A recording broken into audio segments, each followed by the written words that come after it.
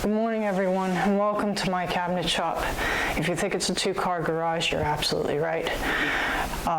Today, I'm going to be talking to you and showing you how to make a proportional size champion cup, which is this little guy right here. I'm going to show you how to size it by proportion, to scale it, how to there'll be some patience that'll be involved in it, and also some, we'll be talking about how far we should go as far as turning and skill level involved in doing the piece. So, getting started. First of all, how I got started in doing this piece is I went on the internet and I printed off a picture of the Stanley Cup. Now, you can't label this as the Stanley Cup because of copyright issues, of course. I'll get in trouble, the club will get in trouble, and nobody likes that. So, this is a photo of the 2015 what the Stanley Cup looked like. And we're going to use this as a reference to scale our piece. Now, obviously, this is an 8 by 8.5 by 11. So to scale the cup as a reference from here, we simply just measure what it is. So your overall width is 3 5/8, about 8. So how do we could find a piece of wood that's 4 by 9 and figure this out that way and just make it to scale as it is. And if you're a basic turner, we could just turn it as flat and keep the top flat and not really worry about anything. This is more intermediate to advanced, because what I've done to make it an ornament is I've hollowed out this bottom section, and show you there, and I've also hollowed out the top. So we'll get to that on how to actually work with the piece and make the piece, how to size that piece on the leg, but we'll get to that. I don't want to jump ahead myself. So first of all, how do we figure out the sizing of this piece? Well, typically when I was doing, I wanted to scale this bigger for club. I wanted to, I was basing it off of what size was available to me, what wood was available to me. So, let's talk about material. The wood I primarily use for this piece being, we can make this piece any kind of way we want, but being wood turners, we're going to make it out of wood. So, a good wood to use for this particular piece being, it should be silver, and it should be painted. We're gonna use poplar. Poplar is easy for me to find at Allegheny Millwork because you can almost strip over. You can always find poplar. It usually comes in with a bunch of our lumber as the form of dryers. And those that typically come into Allegheny Millwork are almost 48 inches long. This one is about 3 1/4, almost 2 1/2. And I know this is probably because of the coloration. It looks green. It looks a little bit of a lighter coloration. There's a little bit of an eye here.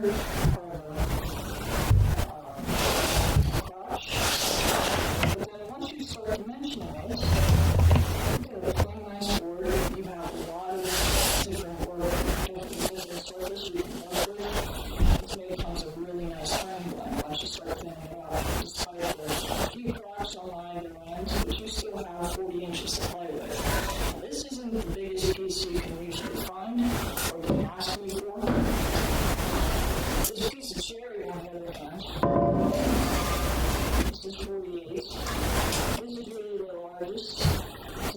3.5 by 3 inches.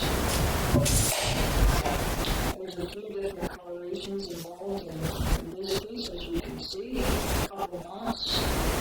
But if you try to go to Woodcraft or Rockville, you'll probably pay a little fortune for either of these pieces. So that's what I typically use when it comes to making these pieces. And usually there's only one glue up involved in doing them. Now that's not saying you can only use this material. If you want to use something that you don't have to paint, and we'll get into finishing a little bit. If you want to use it and not paint it, you have different options of the wood you can use. You can use cherry, or you can use, I'm going to show you an ash piece that I did a little later on, and how that turned out. Proportioning to scale. Now, we could discuss the whole math and everything else that goes involved with this, but our thing about the club is to simplify this as best as possible, and as easiest as possible. So, proportioning, all you need is a little tiny jig. This little scale, which I picked up a number of years ago from Staples, which you can find it online. It's only like $6 to $8. I'm going to show you how to use it. It's come up with various sizes of scaling this picture to any size you want. Something to keep in mind, something we all usually ask ourselves when we look at an image or go on YouTube and look at a piece, is how far do I really want to take this to make it look like it's perfect, like it's going to match exactly to what I'm making. And for me, as an advanced turner, I'm going to look at this, well, I'm going to try and make this as close as I can possibly make it. But being we're making this into an ornament, our scale is a lot smaller, so I'm going to cut back a little bit on detail. So a lot of this carving that's in the image, we're going to eliminate that. I'm going to just keep it to its actual proportions of what the image shows, just for this demo.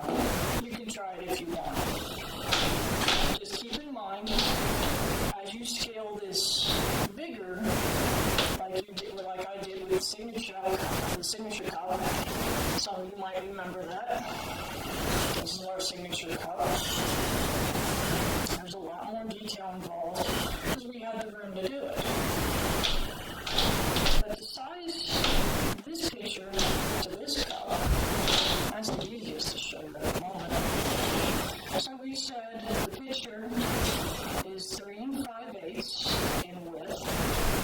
So actual size is your inner circle, and the size you're trying to locate, trying to get to, is your outer ring. So I'm going to go to 3 to 5. It's kind of fine. 3 5/8 on the inner circle, which is right here. And I'm going to move that because I know that for all intents and purposes, I took 2 of those dryers, as I showed you before, and I glued them together so I got a 6-inch piece at the base. So I'm going to move this to 6 inches. Right there. Now this little jig actually shows you what the percentage size should be. From just scaling this image to this size, should be somewhere around 172%. So if you took this image and went onto a copier and printed and typed in 172%, you would get this full scale. And you could set your calipers and measure it out. You'd be good. But my copier's upstairs, so let's just stay in the garage. So likewise, not moving anything, keeping with this where it's at, we have 8 inches off the scale. So how tall is this? So we're going to find 8 inches. And it shows,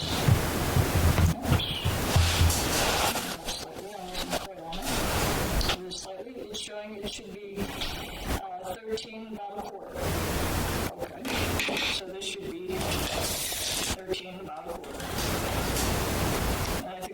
13.5, so I added a little piece. That's okay.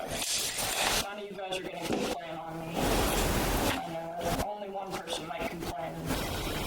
That's right. Again, that's probably from him anyway. Alright, so by scaling down, like I said, you're going to start reducing how much detail you're going to be able to get in here. So let's scale down. I can usually get about a 3-inch blank. So let's keep this about 3 inches. So we're taking our 3 5/8, going down to 3 inches. Okay. There. 3 5/8. We've now reduced our percentage from our original size to approximately 83%, something like that. We're going to look up our 8 inches, and we're going to end up being in overall height about 6 5/8. And if any of you are keeping notes on this, I'd recommend, instead of taking notes on my exact scales, is finding yourself one of these. This is very valuable in almost anything you do. I had a member back in January and February who wanted to scale a set of chair legs to match his table legs. And I was trying to explain this process to him on making a prototype and going through this whole scaling process to make the thing. And it seemed extensive to him. I've done this many times. An old carver showed me how to do this, and he said he was only one of a few that actually did things this way. And most people, they don't have this little guide. They usually don't pursue this. But it's really easy. As long as you have the patience and you have the guide and you go through the process, you'll be fine. But most of you don't have the patience, so words are wise. So, moving on. So we have our size. Now we're going to talk about our piece of wood just a little bit. So I know I'm going to hollow out this lower section. I'm also going to hollow out. So where are we going to put our tenon? Well, okay. So how I've done this in the past, and how I've thought about when I was doing this ornament, is I'm going to most likely hollow out this lower part first, because there's a lot of, the measurements get a lot tighter down here, so my tenon is going to be up at the top. So my blank is going to be a little more than 3 inches, so I can get my 3-inch base, and I'm going to keep my overall length to be about 7 inches. But I want to show you just for a second what you can do with this cup. Now, this is pretty much a basic cup. Before I made the ornament, I also made a box. Some of you might remember. I did make a box version. Very similar to size. I did put a little bit of detail in there, and I just didn't feel like doing the detail. But I actually had 2 tenons. I had one on the top side, one on the bottom side, because I hollowed out the inside. So there's lots of different ways you can approach this. And there's 2 different finishes on here, and we'll talk about the finishes when we get there. And there's a little bit of, I didn't do as much detail on the lower part of it, but I knew I was doing carving, so it's up to you. Remember what I said about as you reduce size, you start losing detail, it gets too close, and you're going to see that on the lathe. As you start reducing your size, you may not have the tools or the experience to get into those tight spaces. And I ran into that. I made this piece for my father several years ago, and I was doing penguins. And he had asked me to make him a little cup that was proportional to the penguin. Okay, I had the drawing. Well, the penguin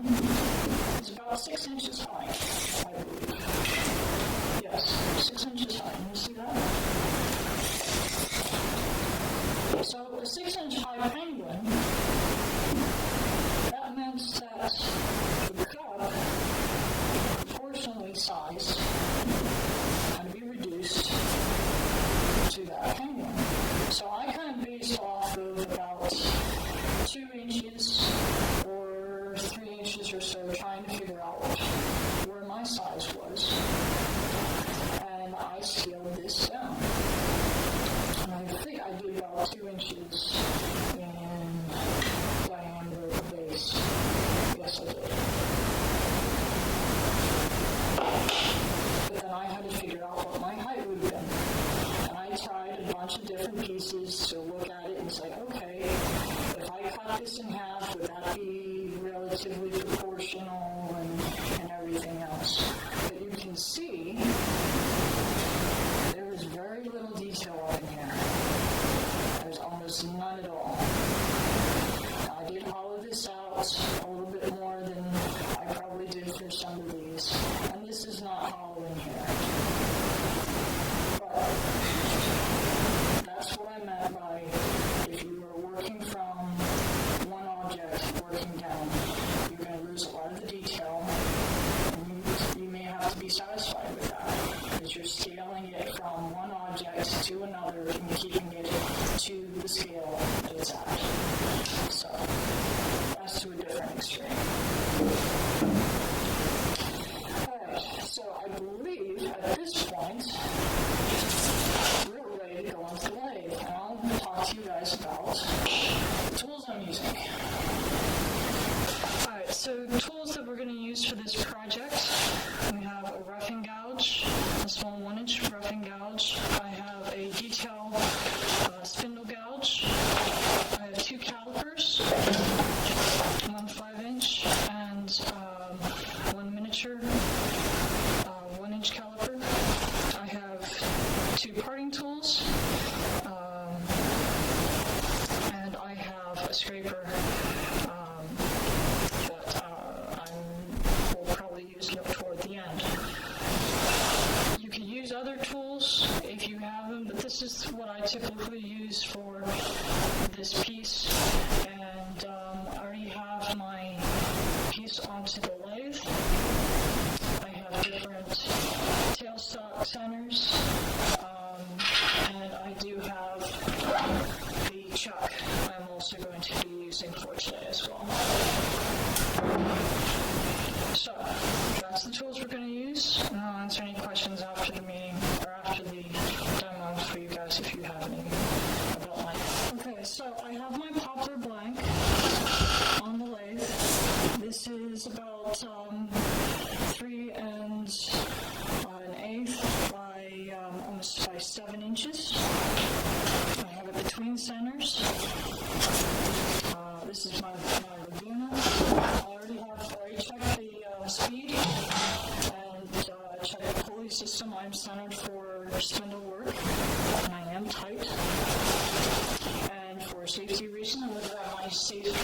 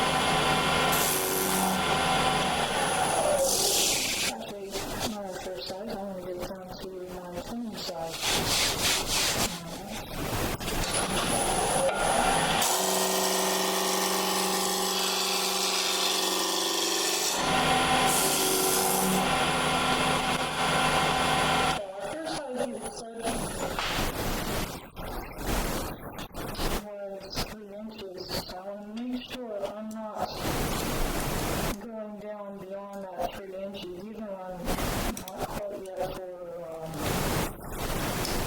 not my tenon yet. I still don't want to get too carried away.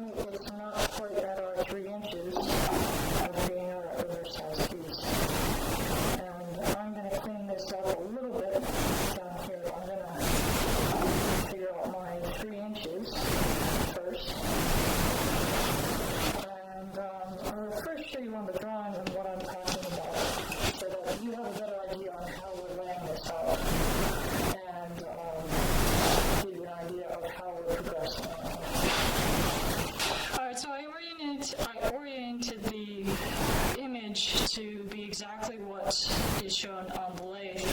So we're working on this section. This is where the tenon is. And so I'm working at this being the base, as being our largest part. So it's not the 3 5/8 anymore. It's going to be 3 inches according to our scale. Remember, we have centered it up to our 3 inches. So I've got to determine now not only the width, like we determined with the piece of wood, but also the height. What is our the height of the piece? So this could be a little bit tricky for just starting out. This is showing to be roughly about 3/16, give or take. So I'm going to look at our scale. And sometimes I just tend to make this a little bit bigger just because when you start getting down, you may not necessarily find your scale on here. So I'm going to just try to keep this to being about right to scale. And that's, if you look at my piece that I made earlier, it goes to about 3 16ths.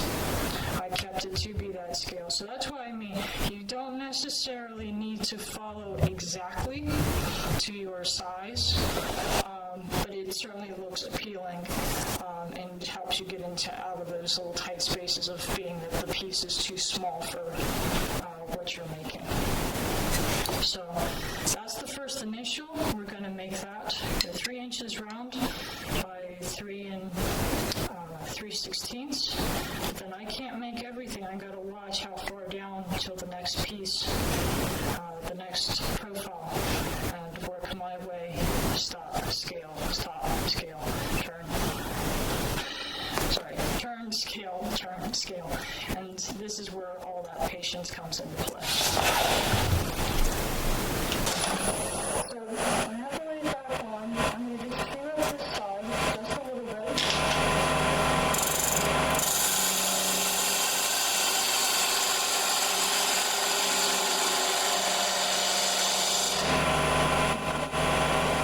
I have my calipers already set for 3 inches. So even though this isn't quite round, I'm going to go ahead and make my cut. I'm going to do it one-handed.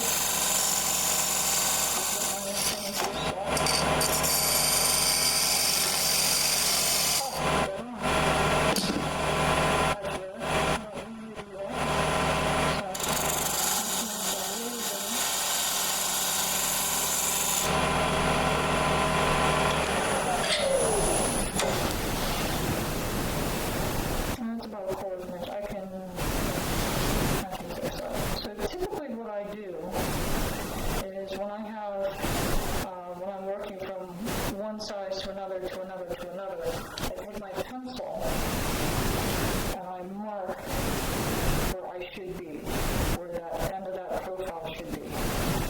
And that keeps me in check when I have multiple profiles and I'm working in different areas and where to stop and start.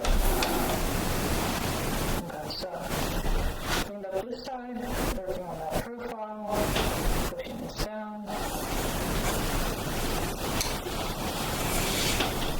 And I can trim the rest of this before starting the next profile. If I say design.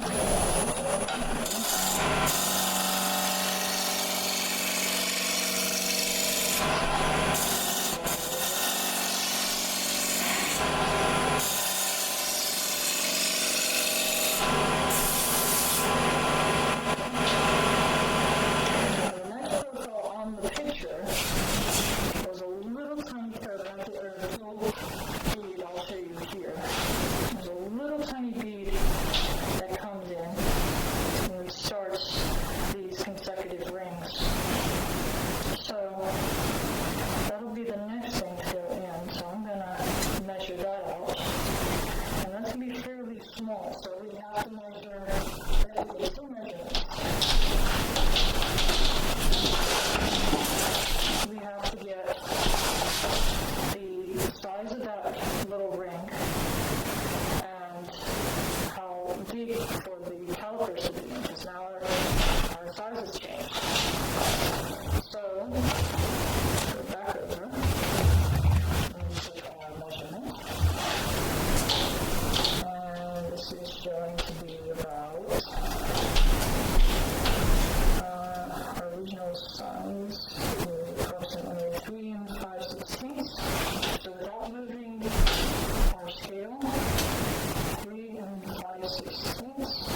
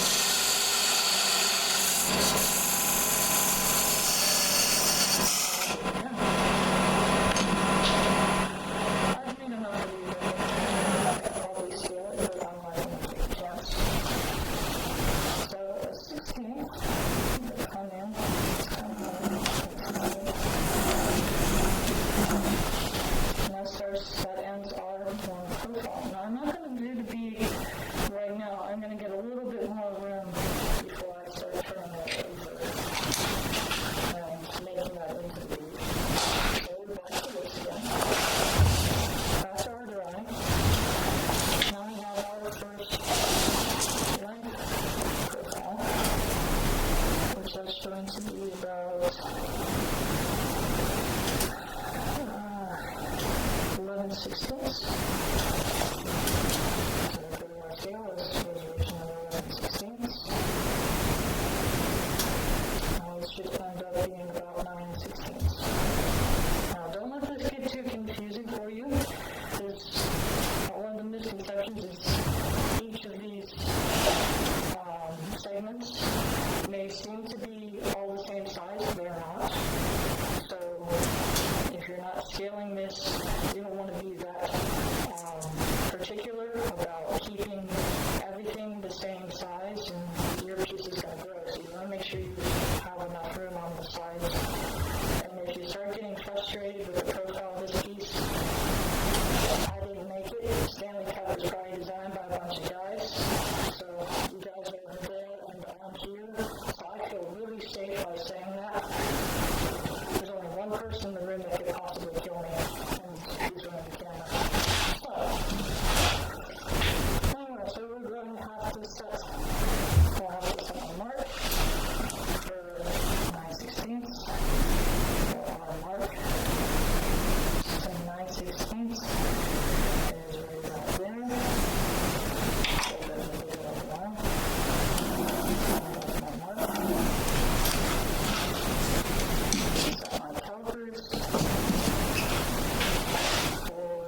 This is just a little bit smaller than our size. So that's going to be about 3.25. I'll go on my scale. My original was 3.25. I'm looking at 2 and 11/16. 2 and 11/16. That was the first time.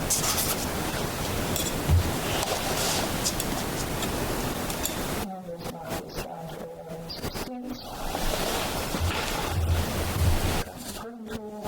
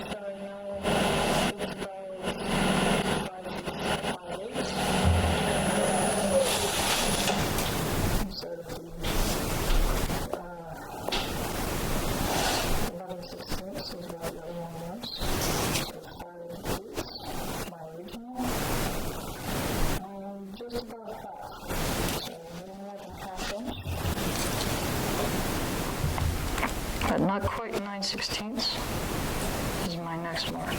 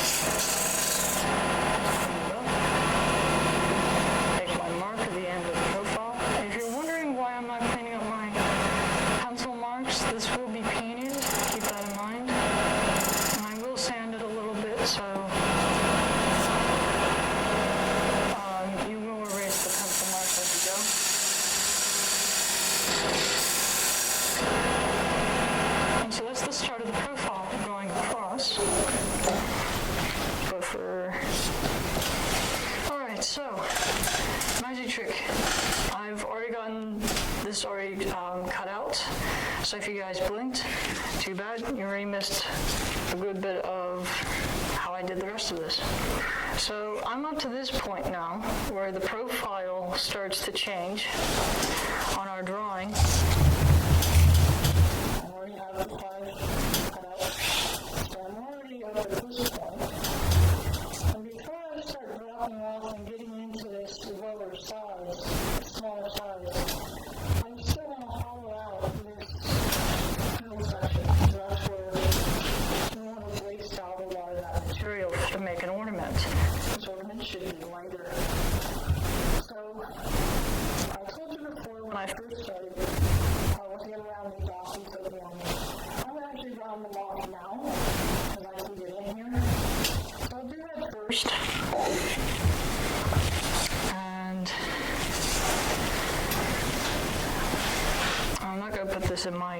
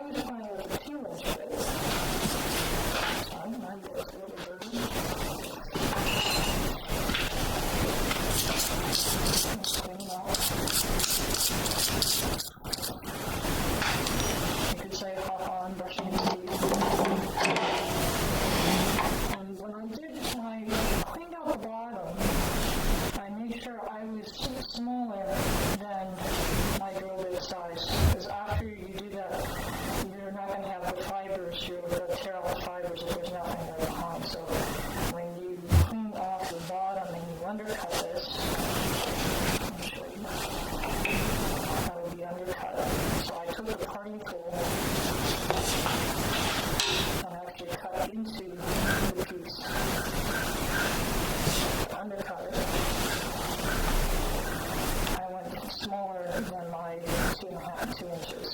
So if I take my 2 inches, line up the one right at my center, you're going to see that I'll have enough wood on the sides to make my wall. And that's an easy way of checking that your drill bit size will be enough, give you enough clearance inside. So I have this sitting right at the collar of the drill bit. So this is your drill bit. And I have it sitting right at the edge of its collar and the head. And that is about, say, 2 3/8. 2 3/8 will leave you up out to the start of the fourth ring. And that should be good enough for us. We don't really want to go any deeper, like I said, because you're going to mess up your profile up here. It'll give this, I'll haul this out enough that it'll be light enough and enough wood out. So I'll line this up. Turn my speed down. Like I said, speed doesn't really matter, only if you're doing something other than the wood turning, like sanding or drilling. So I have this about 400. I'm probably going to drop it down just a little bit more. I'm just going to ease into this.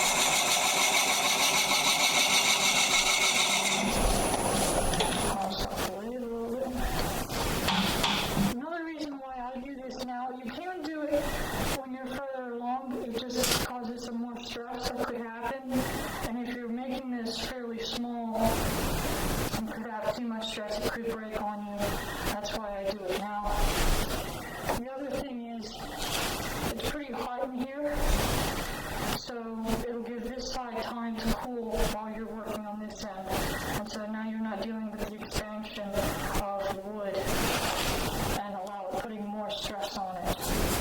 So now the bit's fairly hot. I'm just going to grab the chuck. I'm going to take it out. I'm not going to touch it. I'm going to just take it out a little bit. I'm just going to set it off to the side. So it's not burning itself. Now I got this nice hole, and it's a little warm in here.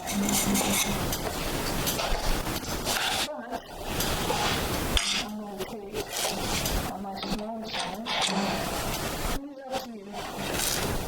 But your edge of your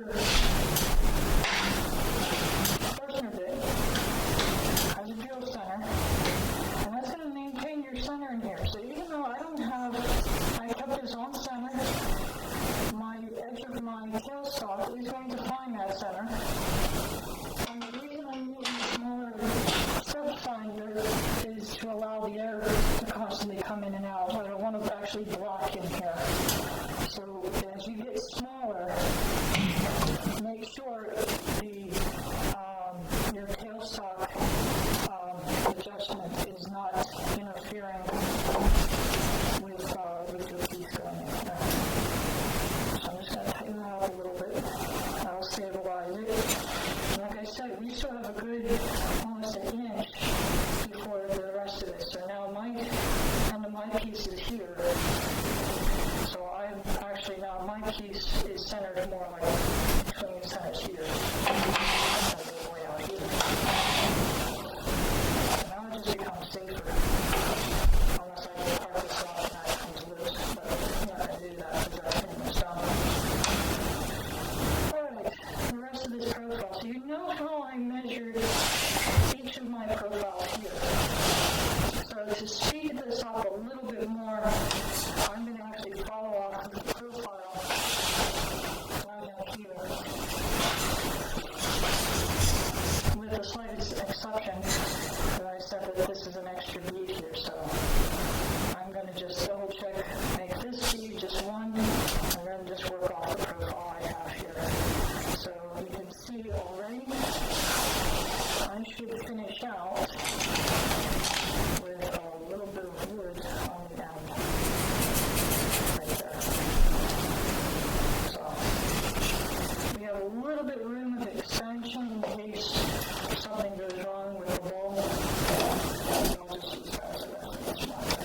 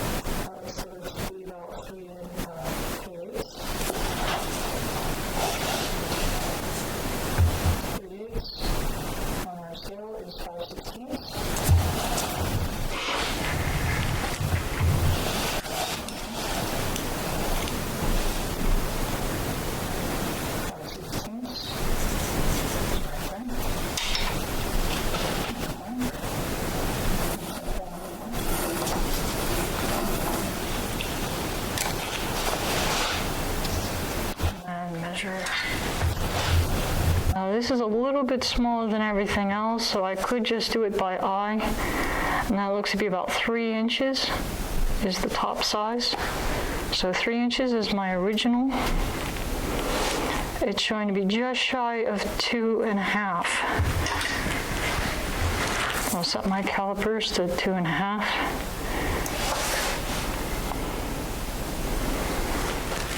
Now, at that point, I'm going to be higher than anything else here. So you can see that I'm already a good 1/4 of an inch or so higher than even the cup. So if I really want to, once I get this size, I can take the rest of this down to that 2.5 and be fine. So.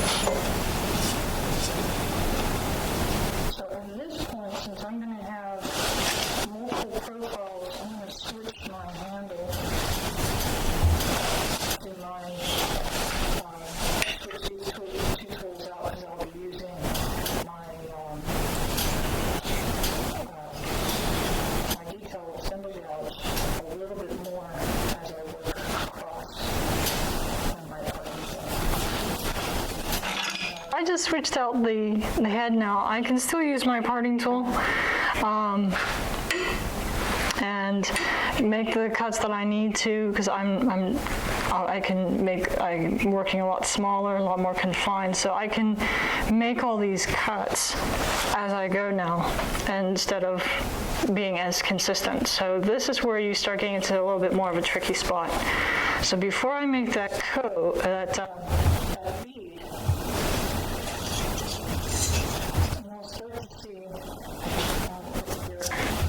so you can see this a little better. So I already corrected the one mistake I did on this one.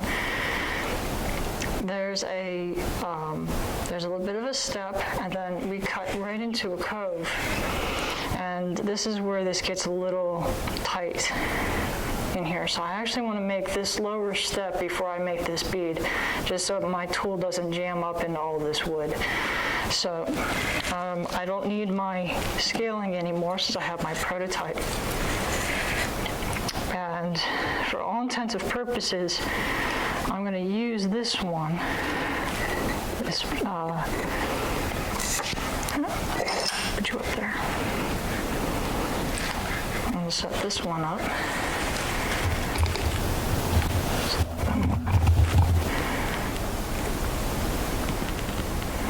And just work off of that. All right, so I have my scale, got my parting tool.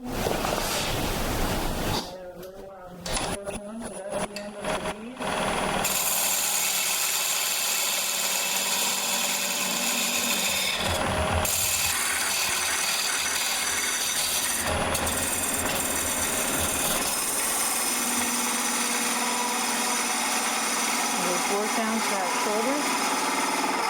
You might be able to raise some of the wood out as you go feels a little, you still seem to bind a little. There you go. Right there. And I'll just take my pencil. This is why I like mechanical pencils. You can ask me how many pencils I've ruined because I've had to cut into the plastic. Then I'll take my detail gouge and I'll curl this down a little bit and start creating that profile.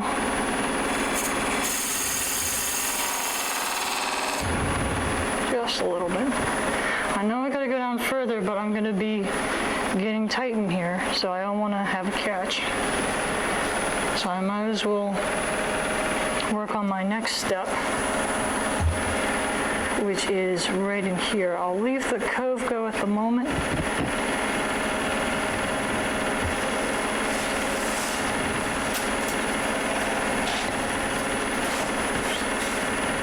And actually the one step is a little higher, so I'll work on that. So this profile is a little different. It still has a ring, but it has a cap sort of over the ring. So I'm going to make that cap a little bit heavier. And I should stop the lathe and just give myself a nice measurement. So from that ring to the shoulder of the cap, which is right here, it's about 1/2 inch.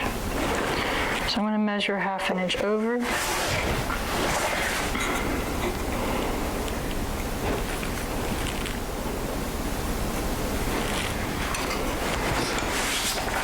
And just make a mark. So that meant that that size that I had I made the caliper to. I set the caliper. I can make everything to that size now, so I did my pencil.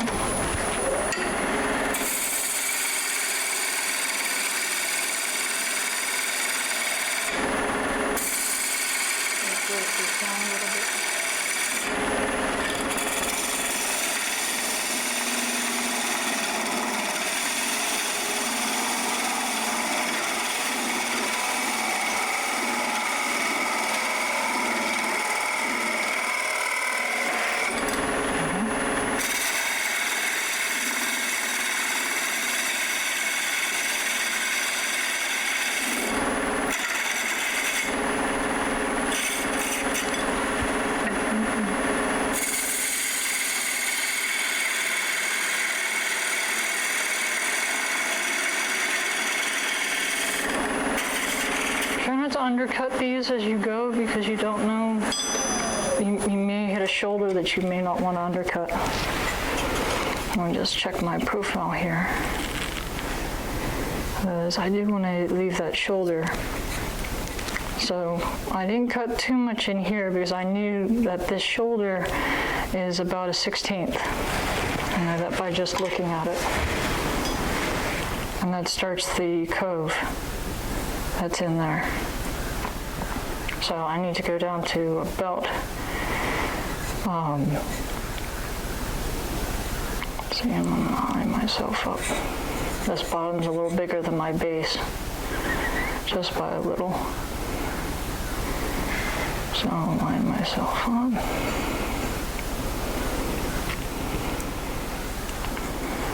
And just make my mark.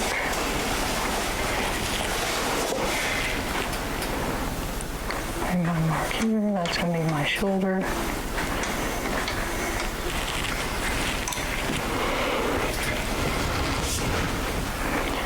I can make my cove in here. Make my profile and there. So cove here, finish the bead here. So at this point, I could come in on this side, working down, or keep it closed. And I could shear cut and just bring it up.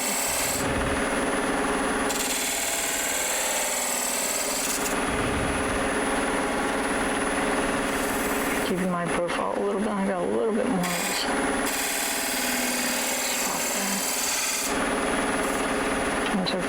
hit this a little bit. Cove. I just kind of drop this down.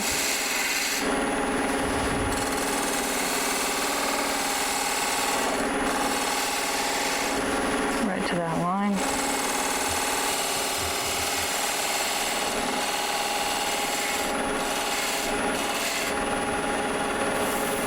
Here my cove. I didn't go all the way down to my profile, but I will get to that. No. So now at this point, I have my bead and can make that a little bit more. I have my cove, I have my start of my shoulder. Now remember, this is the cap, it's not the lower part of the, the cap here, and then I have the ring, so easier to see for me. So I kind of want to split the difference.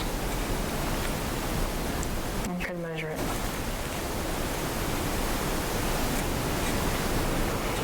If they were a little bit more in there.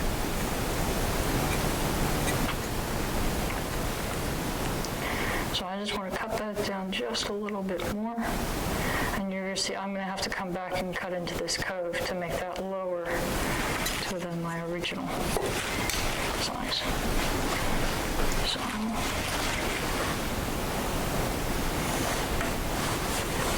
make a slight mark in here. Cut this down.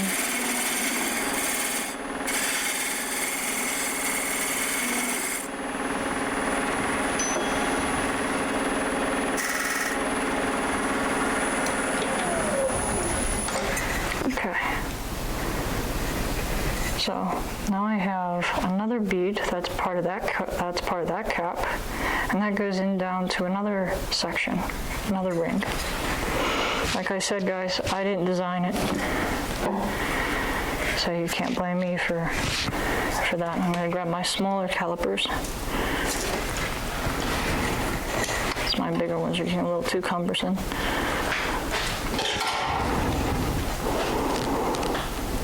I'll just broaden this out. I like working with multiple calipers. The only thing with these is you want to make sure, if they come with a point, make sure you grind off the point. You don't need it actually grabbing the wood. You want it to slide on the wood.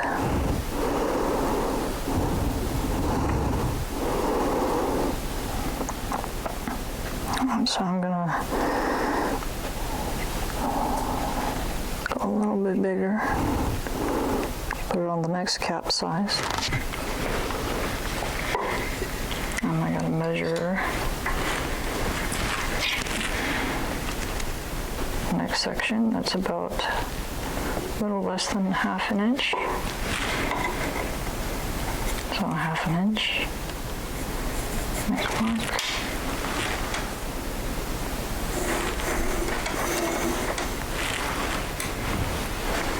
Parting tool.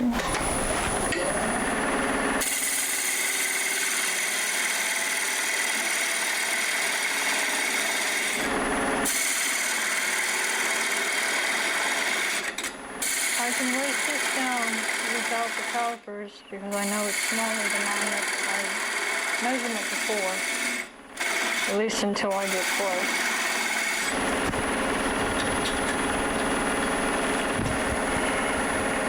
Grab it, lay it on.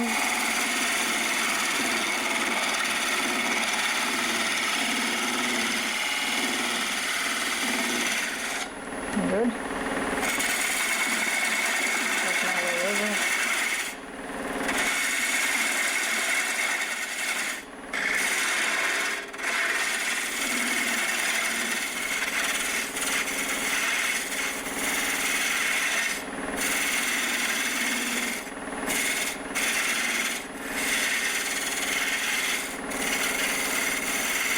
Clean that up.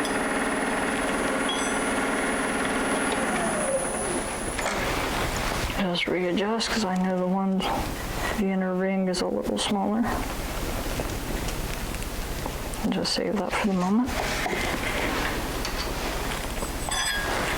Alright, so I don't want to get too far ahead of myself. I know I could come in here a little bit more and clean up this bead and clean this cove goes down to that point. So I'll make sure that I'm going to hit this point, so I have a little bit of shoulder in there.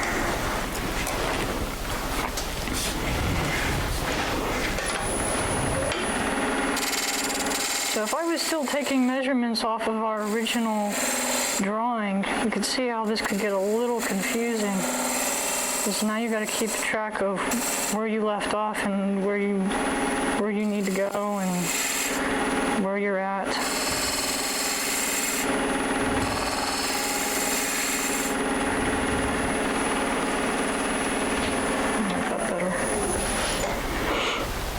On the drawing, it actually shows it more of an actual cove, where I'm making this sort of a half cove, but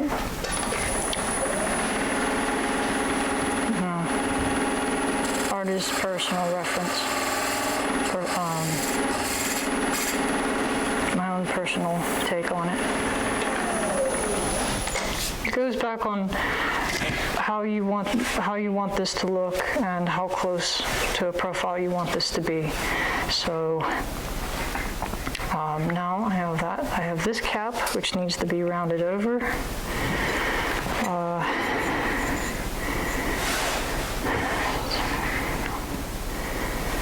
That just gets a little bit of a bead on it.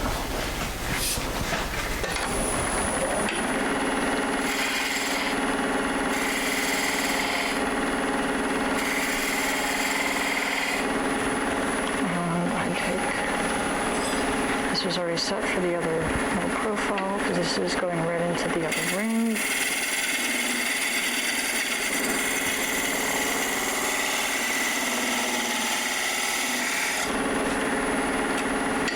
That ring is about half this size.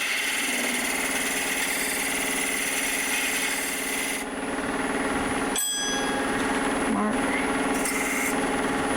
Cove, or bead.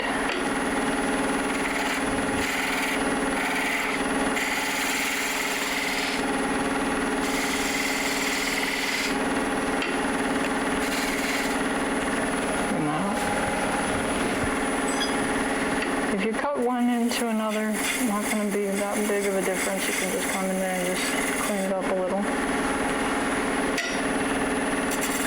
Hopefully the person you're giving to isn't going to have an exact copy of the cup to use as a reference. Just saying.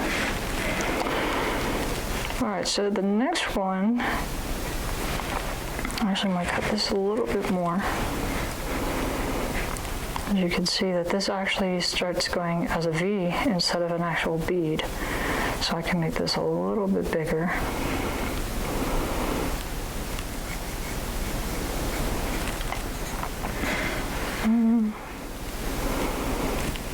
Not that bigger. Yeah, I'll do a little bit.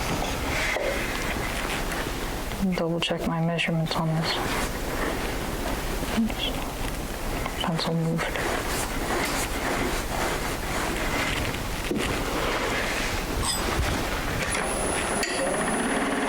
Move my shoulder back a little.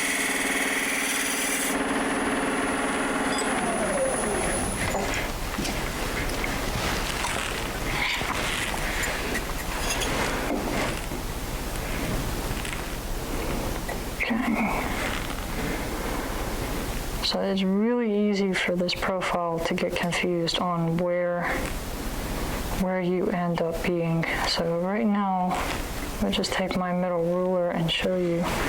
So I've got this nicely lined up, and you can see where I am with the cup. I need to be a little bit more. Oops, slid. I have about another 1/8 of an inch or so to cut away to make that angle. And that's where you can kind of get yourself in trouble, because your eye shifts a little bit, thinking, oh, it should be smaller, it should be bigger. Because it gets harder to measure in here. Now, if you have a 3-inch ruler, that would probably come in handy, but they're harder to find unless you cut your 6-inch ruler in half. And I haven't figured out how to do that yet.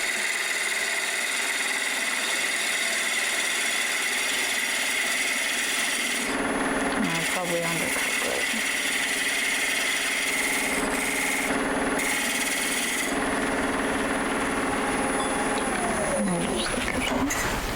Looks like I did undercut it.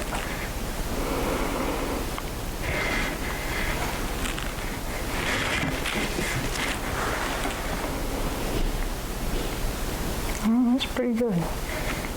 I did undercut it a little bit, but that's okay. So the profile ends here.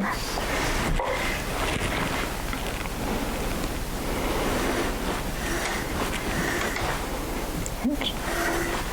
Wasn't quite on my shoulder.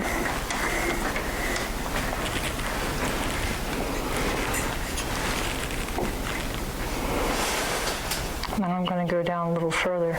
So I'm not going to go into this cove per se once I get this mark, this one laid out, as I have a lot of mass in here. I'd rather jump onto here and make this work in here. I do want to show you how I get to that point. So let's just stick with me just a little longer. I got to set my calipers to actually this measurement. I'll make it to the ring, and then I'll do the shoulder. And set it. And then we'll finish up doing the profile of the shape. As I'm wondering how many of you I've actually put to sleep by now.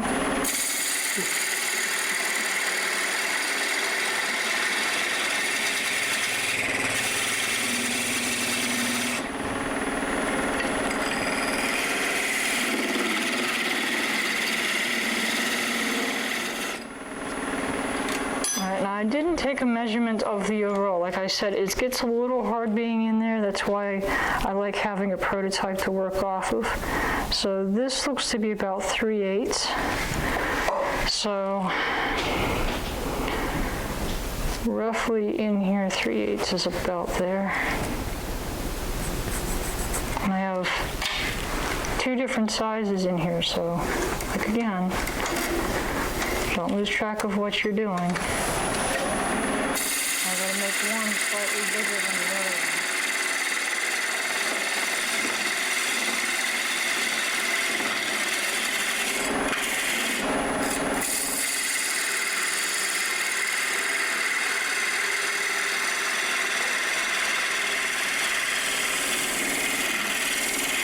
That one a little bit big. And I think for all sake and purposes, just double check.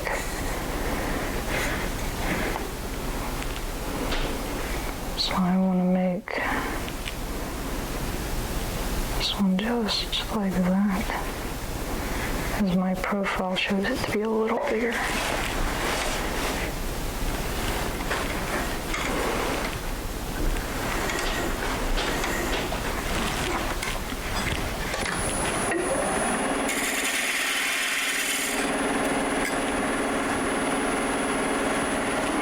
I am going to double check that cap.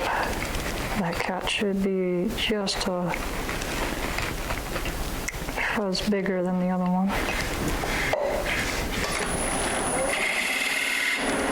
That was a little too big.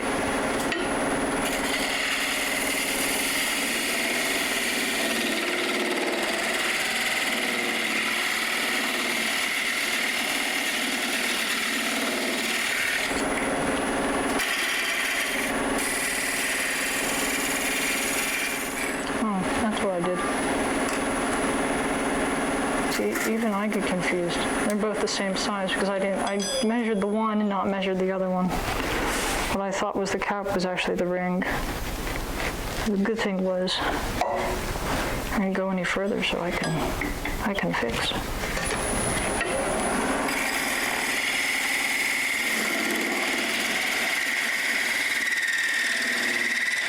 So the ring, make the ring a little bigger. I can make my, this is not actually a cove, this is just an angle.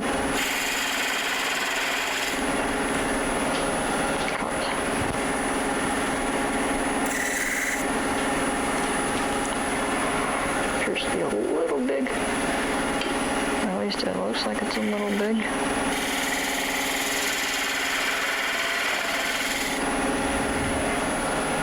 That is easy to fix. If it does look bigger,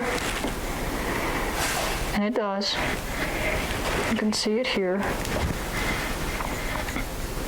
This is bigger. My ring is smaller, so I can come in here and just take off like a 1/16 or so. Just trim it back, and then I'll make this ring bigger and this angle smaller. Now, you can't really do the opposite. That's why you have to watch your profiles and keep an eye on what you're doing. Now, I could make it a sharper.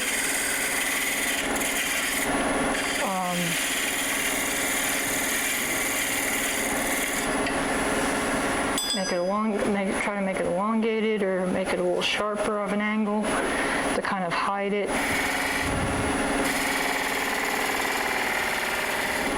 And I could do that too.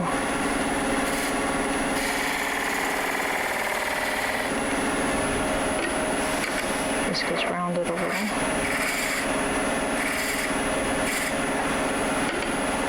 And this does get fine. Just to kind of give you an idea.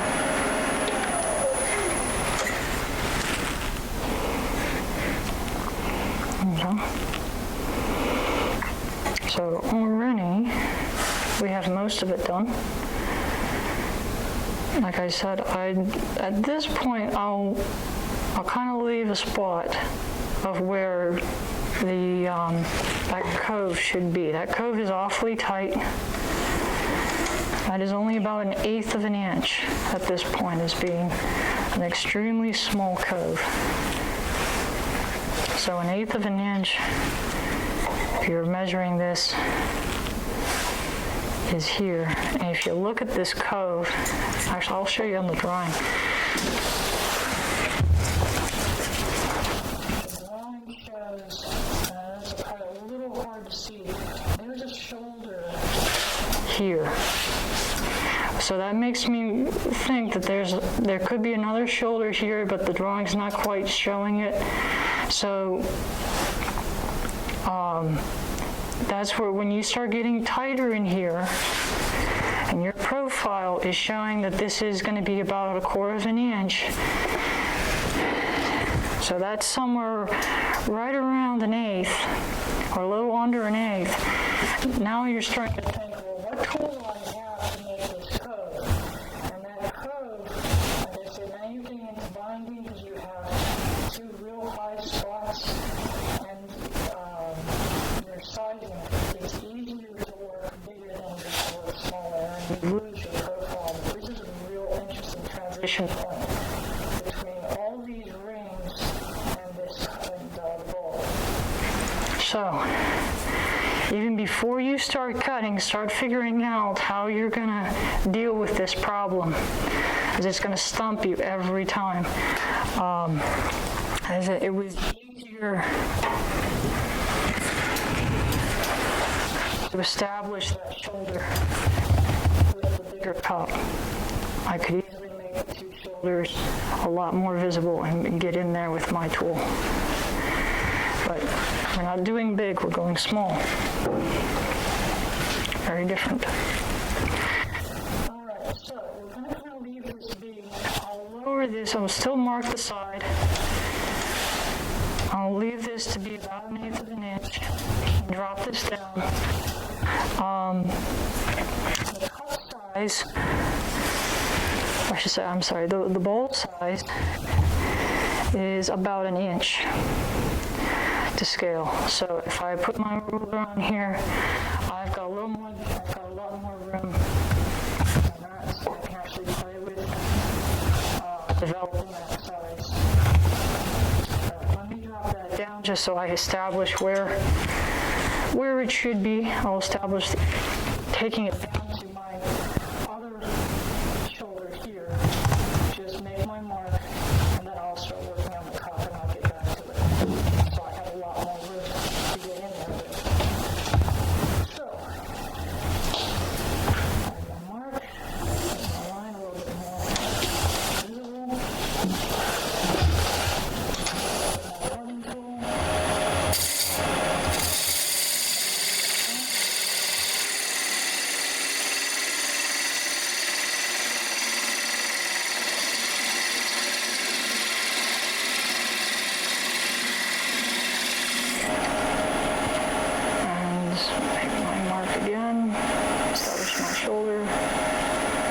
So, my cup is 1 inch from my shoulder.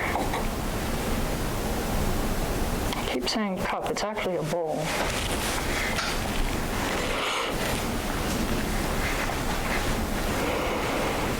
And I'm hoping they fix the Stanley Cup, because this is a bit of a lousy bowl shape, in my opinion. Because you have a kind of a straight drop, one section, this is a bit of a bead, sort of a small section of straight section, and then it has this sharp cut. And I'm not sure if the flame itself is raised or it's cut in, but it gives an odd sort of 3-step stop if you're looking at a bowl.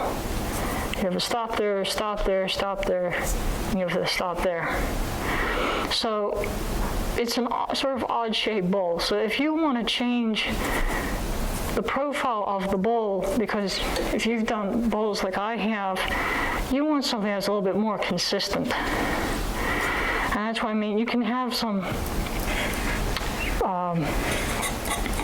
the artist has the right to change at least what looks right. So you don't have to make it as perfect or as pleasing to the picture. You're supposed to make it as pleasing to yourself or to the person you're giving this to. And obviously the person that designed this is not a turner, unlike all of you. So I have 1 inch mark here. So we actually have a rim at the top of this bowl. I'm going to say it's about 1/8 of an inch. Make that mark. And we're actually going to be working from our biggest down to our smallest at this point. So I'm going to have this rim. That's the end of our there. I'm going to just leave that wood there. I'm going to go back to my size calipers.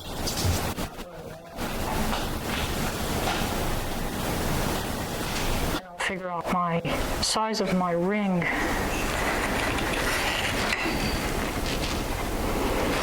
On my bowl.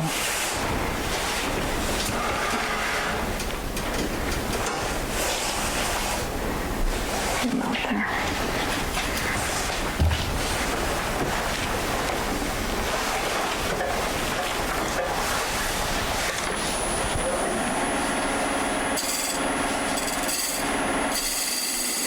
Try to stay on my mark.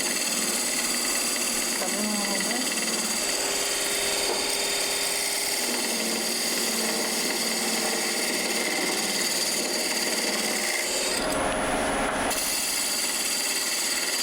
Leave myself a little bit of wiggle room.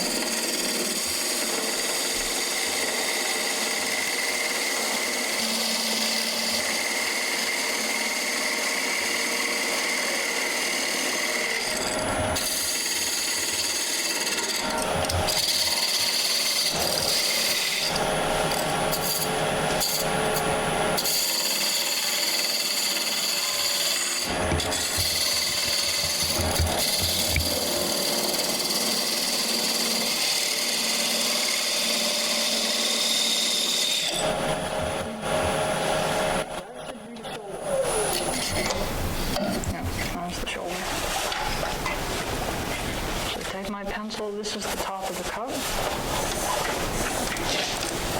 Don't worry about that knot. I know you guys see it.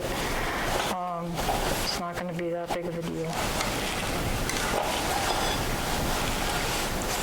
And I have, that's the end of my shoulder right there. So that means the rest of this will be the bowl. So I'll change my calipers. So I want the top part of the bowl right underneath the rim to be established. I have that. Just make a cut and I'm going to be on the inside part of the rim.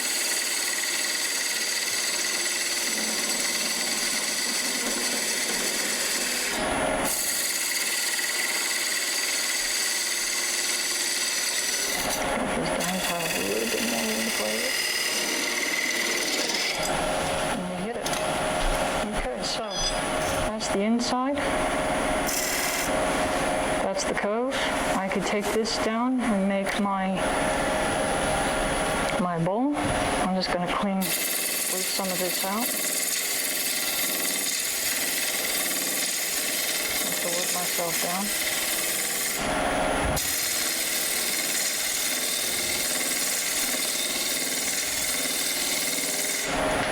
down. I'm going to try not to hit that top shoulder.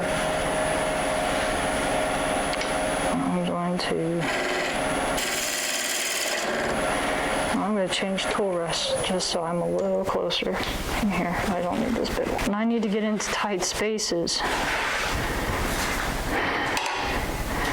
I'm using this or working with another parting tool to get me there. So I have learned my way around using this tool, and I have to work with I got to teach myself to work with Cindy Droza's detail gouge, because hers is even tighter yet. And I picked up hers too long ago from the last symposium.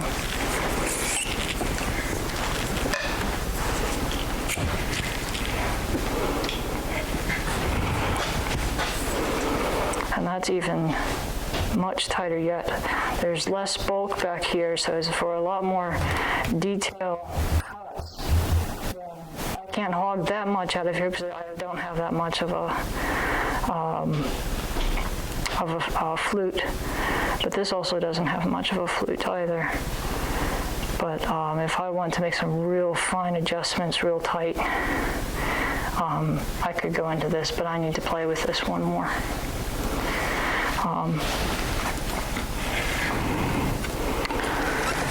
I know I have to teach myself the skew, and I just haven't gotten around to doing that. So let me realign myself. Did you record that? Yeah, but I do the edit too, so.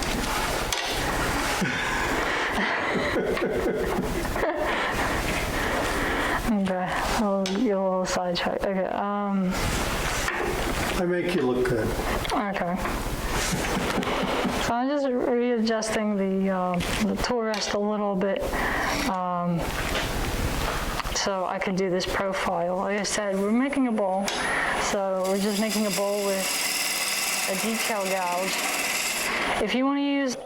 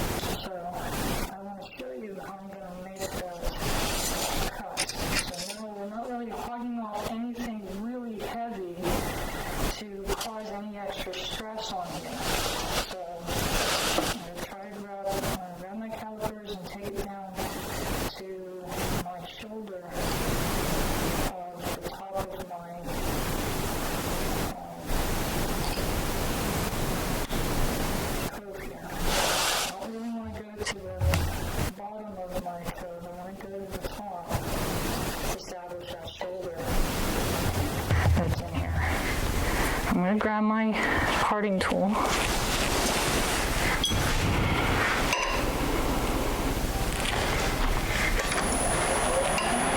You don't want to undercut it as much as you may not want to try. You don't want to undercut this at all. Get myself kind of lined up in the pocket.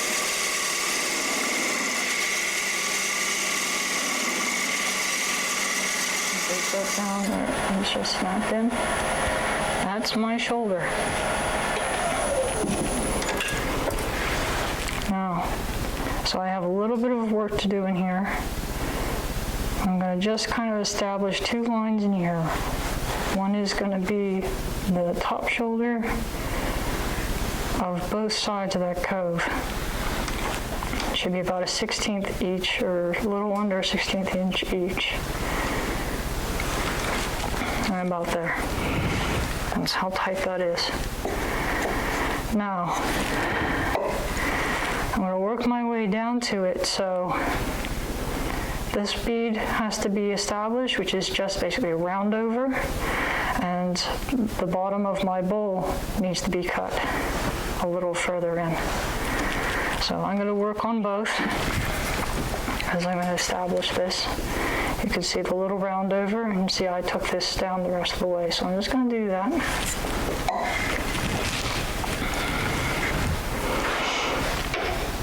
And you can see how tight that's going to get just working in here.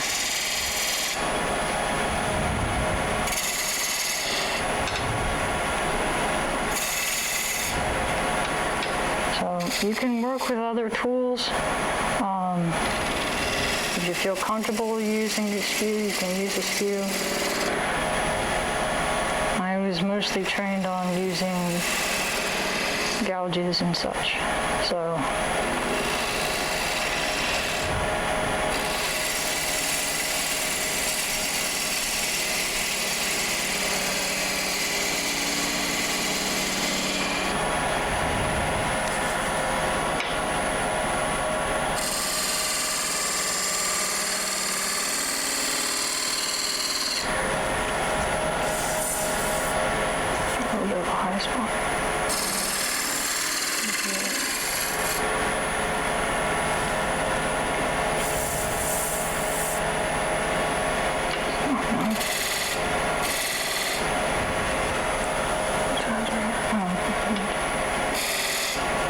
double checking my profile.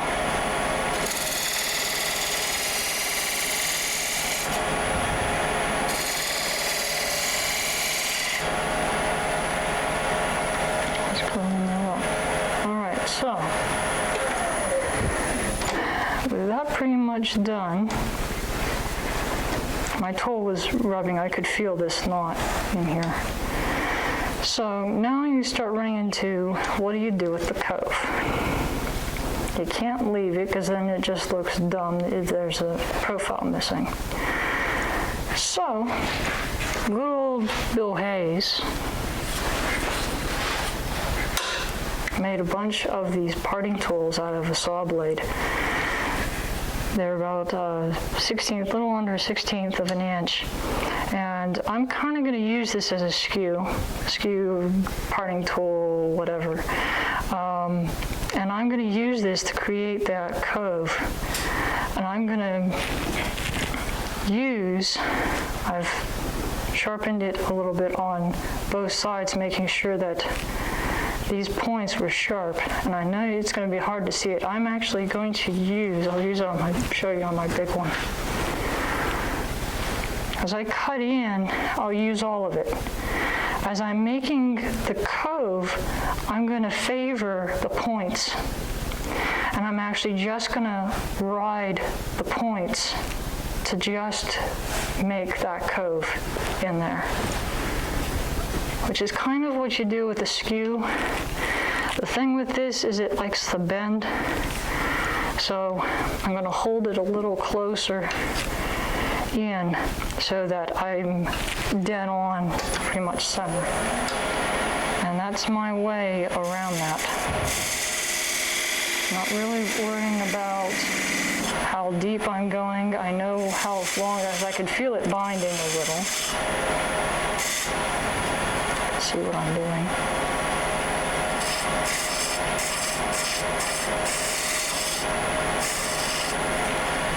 So I'm going to do myself one step further.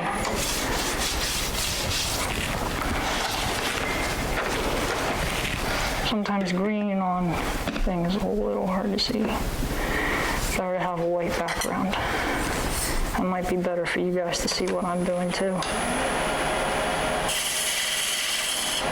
I'm just grabbing the side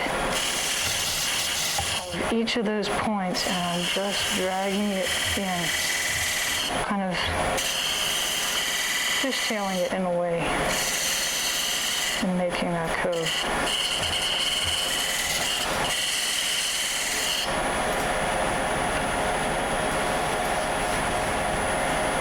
If you feel you went a little too deep, no problem.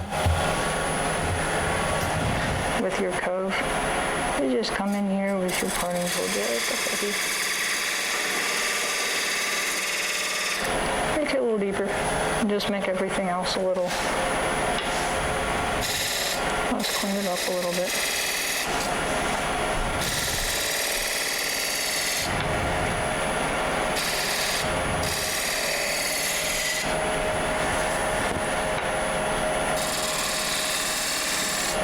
If I show you how to fix something in my demo and you run into the exact same problem, you know how to fix it. You're not calling me and telling me, Becky, how do you fix this?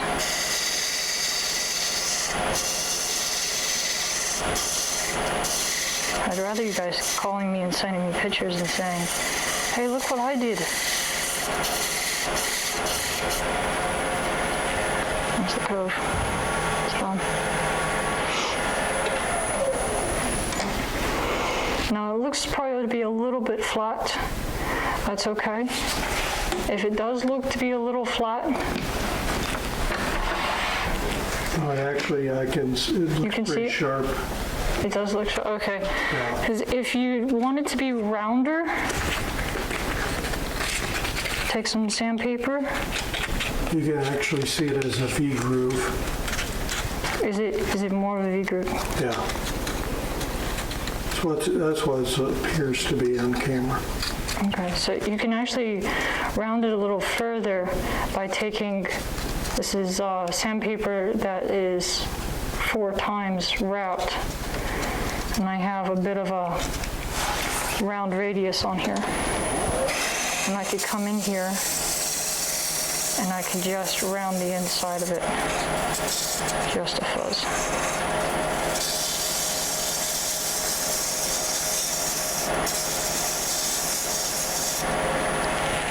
Yeah, that shows that it opened it up.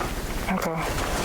You still have your shoulder, so you don't want to overdo it. You still have it coming down as a true cove, and that's your way around it.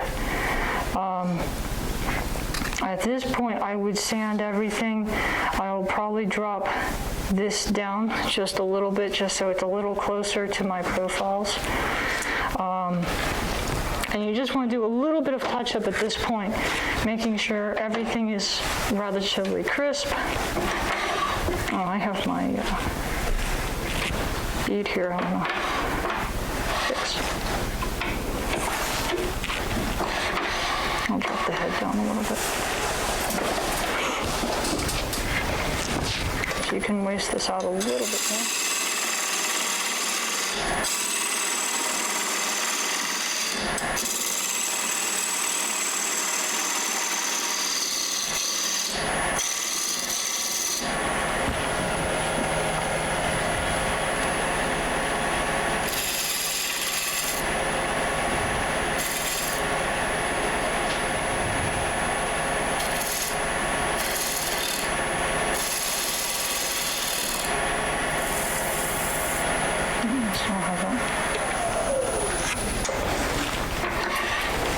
So off shoulder there.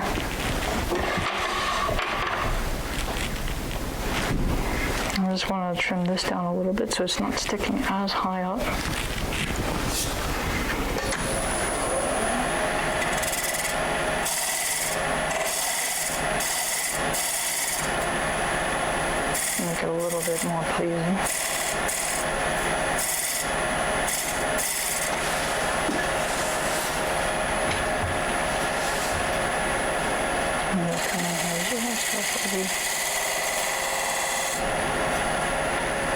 Clean this up. Oops.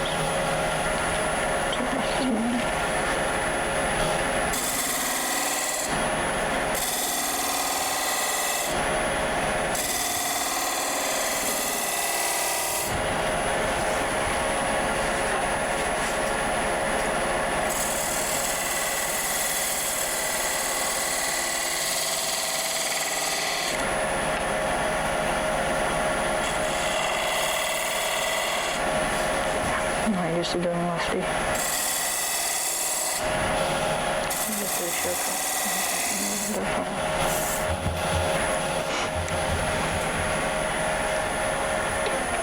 So at this point, everything's pretty much to the size I need, to the size I want.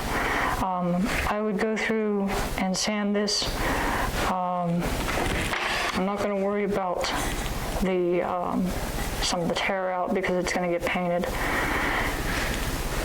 If you didn't want to hollow the top, you could just come in with a parting tool, undercut a little bit, and pretty much finish it up and be done. But I'm going to show you how to hollow this. And it's going to be part of reverse turning and jam chucking this end. But I would sand this to 120 and get in there with all the profiles and touch it in here and clean this up. So I'm going to leave that off because I don't want to make Pat any more sick than he already is. I have the jam chuck in the jaws. I've lined up my center hole. Now I've turned this down to about the 2 inches to fit in our bottom of our cup. So this is a somewhat easy fit. It's not quite a tight fit, but that's all right. I'm going to have it on center. If it becomes an issue, I'll switch out the jam chuck. Now I left all this on. You don't have to. Just easier to line up center. I just lock this into place and bring it up so I can line up my holes right on. I'm just going to bring this up and I'm going to waste this down a little bit. I'm going to waste all this down. This is the top of my rim. Down just like we did on this end. Take it down to around the spot where we're going to put our drill on. And I will get to, so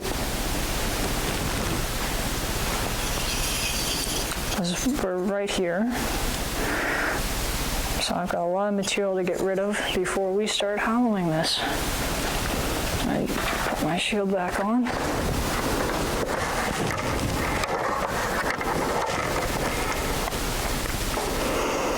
Got my rough and gouge. Make sure that's tight. Turn that on. Just cut away.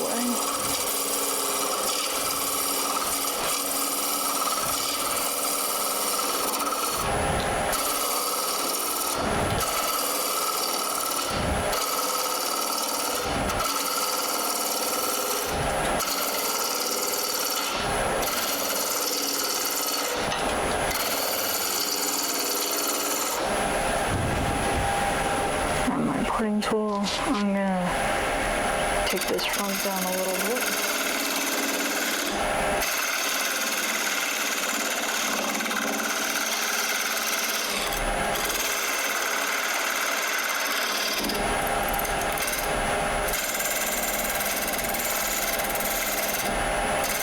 Now I am going to round this top edge. It should be rounded a bit. I'll move the tailstock, or the kind of twist up a little bit. Oh, is that ugly? It's character. Yeah.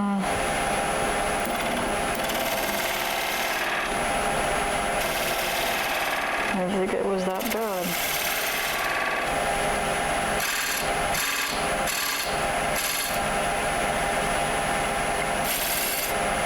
Somewhere along the line, I might have to put some sawdust in there just to fill it.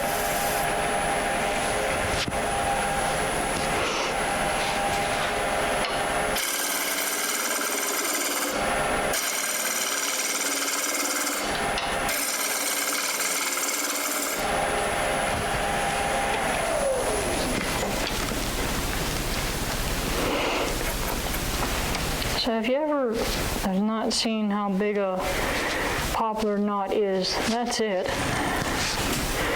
I'm going to take this down a little bit more before I start putting my drill in.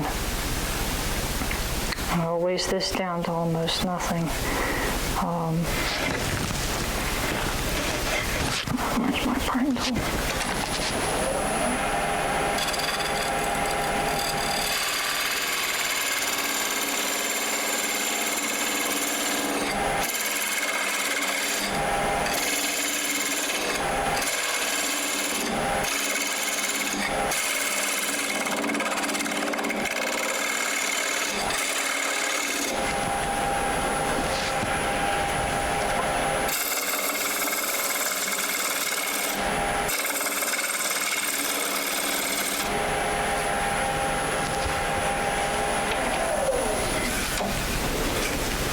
I think what I'm going to do is actually cut some of this off instead of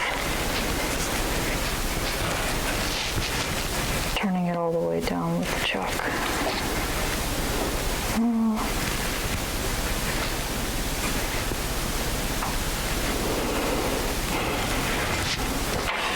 Oh, we'll try it with the chuck. We'll try it with the drill.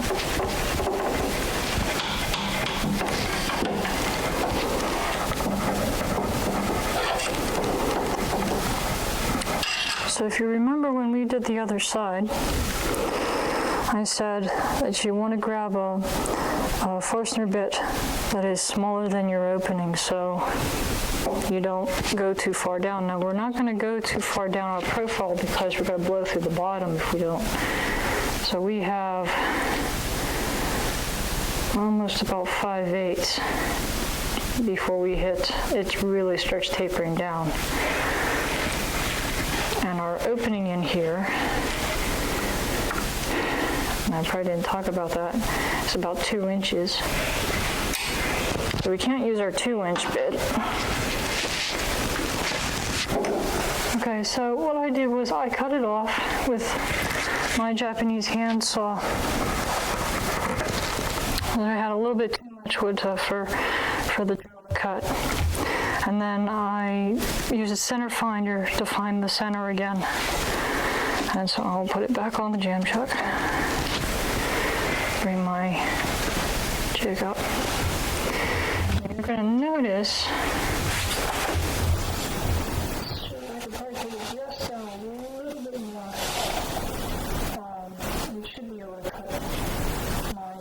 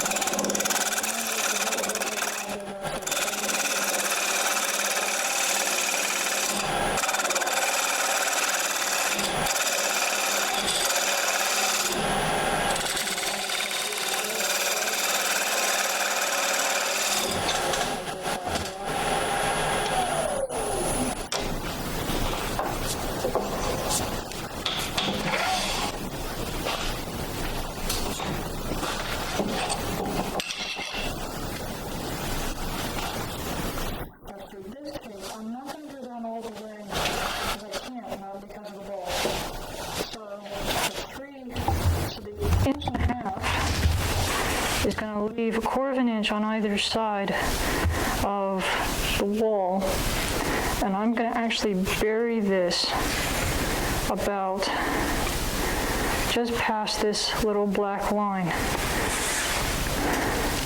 And I'm going to stop there. That is 5/8.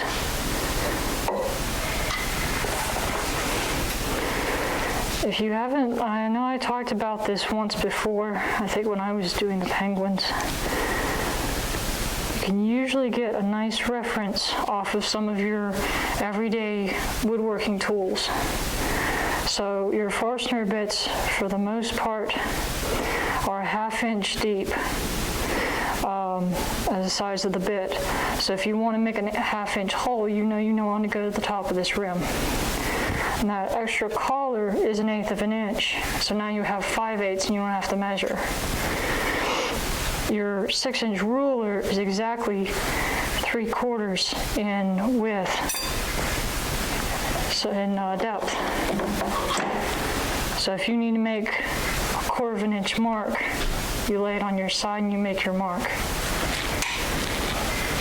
If you had a longer one, like something out of your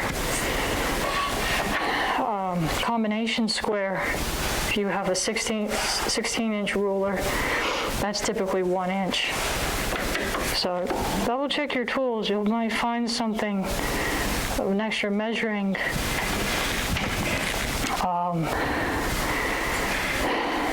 an extra tool associated with your tools that you never thought existed. So I'll pull this back so I can hold my drill in check. Now I am going to eliminate this 1/4 of an inch that's there. I'm going to drop my speed down.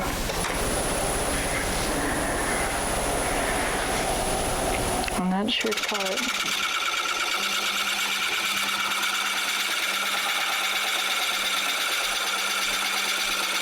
That center point held me right on center. I'm pushing toward the jam chuck, so there's no chance of it coming off.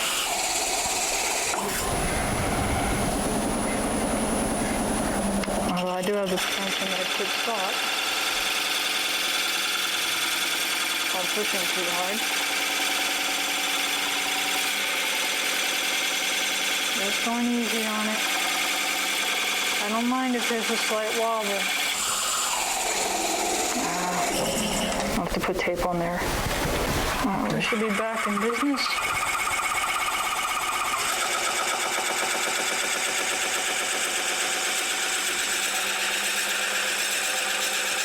Oh, the black sawdust that's coming out, that's that knot.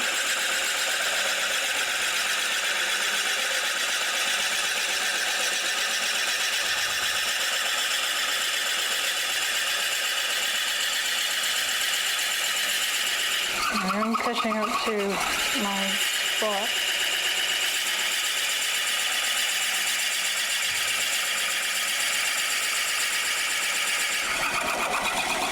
On the wrist. I don't want to pull this out when the bit's still in there, so I won't take the risk of it popping off.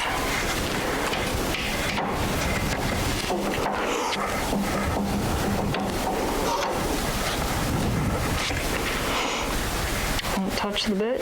Bit's very hot. Now, this jam chuck is a lot tighter now. But yet again, we still want to keep this between centers. So this could be a means of preference. You can have a small stub center. You can work with the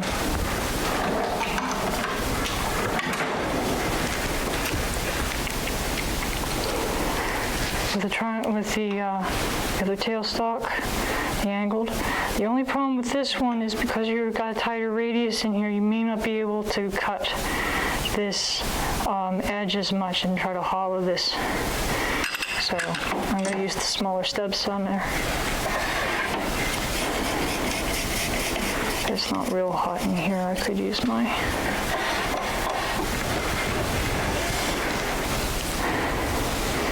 giving an odd illusion. It looks like it's coal. Not that I'm turning coal.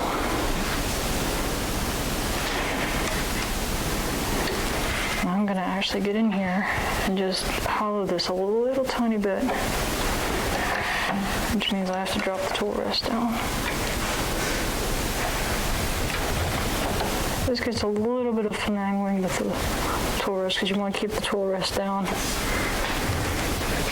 And you could do this either with the side of your gouge. You could do this, I have the scraper. Well, I think it's going to be too small in here to get with the scraper. I'm hitting the heel. I'm just going to ride this a little bit.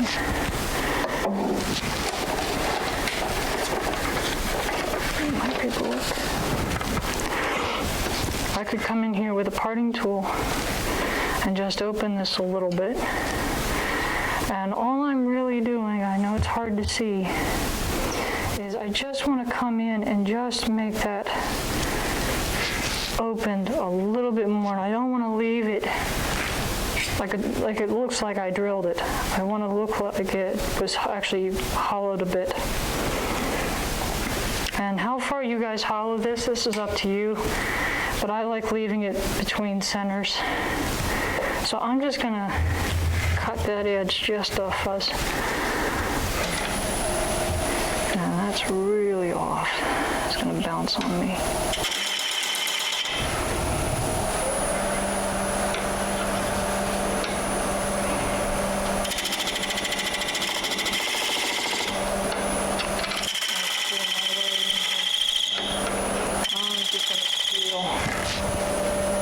It's gonna squeal on me a little.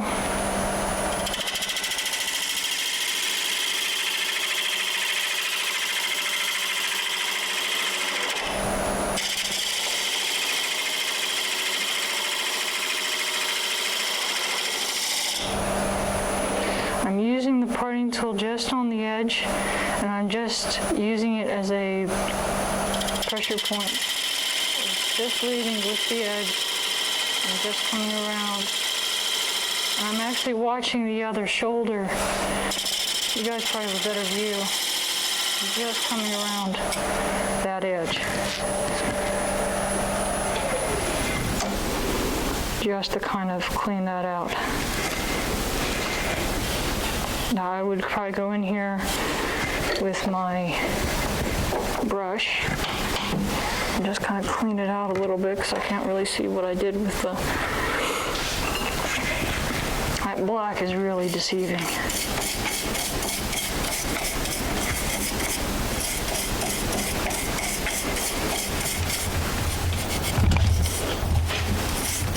So you should see I have a bit of a flat and a bit of a curve there. And so I would probably knock that out with some sandpaper. And that's pretty much the end of the ball game there. That's the turning aspect. I would just come in here and sand this.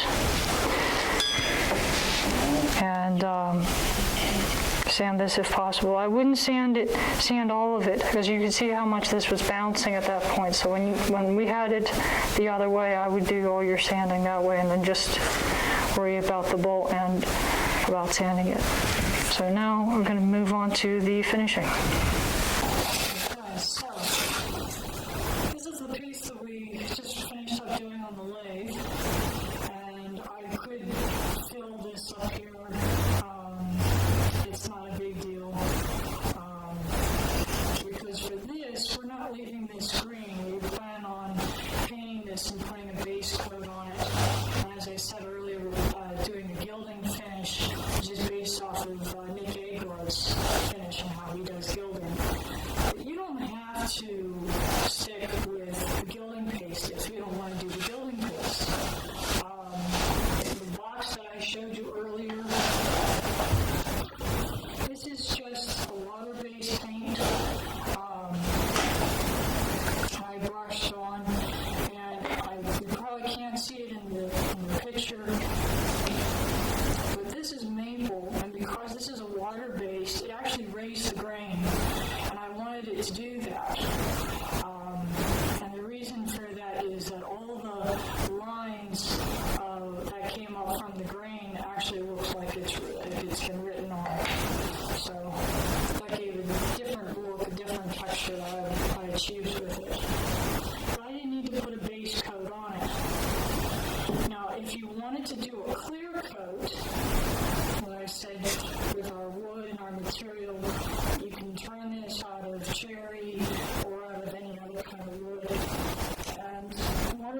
blanks that I got from work, these blanks, and this is ash that the guys were working on. They took 4 pieces and glued them together, all riffs on, so we have this nice straight grain, and it was, oh, you should make something really nice out of that. I said, all right. And I was prepping my stuff for this. I said, all right, so I turned one into a cup and asked the guys to clear coat it for me. That's the cup. With all the same profiles that we talked about that went along with this one. And it has a real wooded look to it. Still hollowed out both ways, same way we did it. The thing with ash, and I'll warn you if you end up trying to do something like this with an open grain, is be careful with your profiles. Because with an open grain wood, you tend to have tear out, especially with the more profile you get into. It's okay if you do something as a straight or smooth cut. With the more profiles, you tend to get chip out with open grain. Now this, luckily, I got away with it. It held together really nice. And you can see with the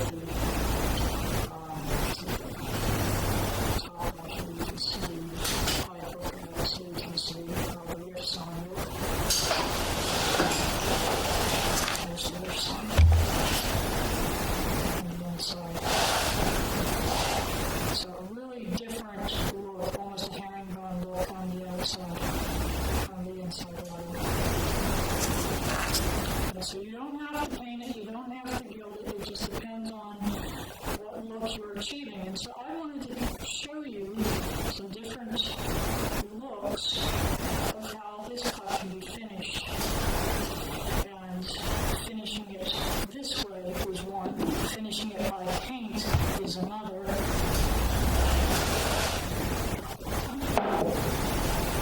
And then gilding it would be a third. You could stain it, that would be another way. I said I don't have an example over here. Do it if you like. So, first of all, you would want to do a base coat. That's what Nick talks about. You want to do a base coat before you put your building on. So, Would that be like a sanding sealer or? Base coat would be your flat or your matte paint finish. Oh, okay. As far as what he would talk about, just to eliminate your wood color. So you would have something for the gilding to not only adhere to, but also to sort of poke through your piece. So for this example, I've got 2 black, and I've got 1 white, and I've got 3 different colors here. I've got the silver Viking from Nick, I have copper, and I have gold. So how we're going to do this is I'm going to do the copper and the white, I'm going to do the gold and the black, and do another silver just to show you how this goes on. But before that, we get into it. The only part on this cup that I actually want to remain its base color is the bottom. You can move this sawdust so you can see. And you can do the bottom. I didn't do it for this piece. It kind of looks cool just so you can see what the original wood looks like. But I gotta tape off this bottom rim so that I don't get any of that paste on. So I'm going to show you how that's done. So we'll take one of these.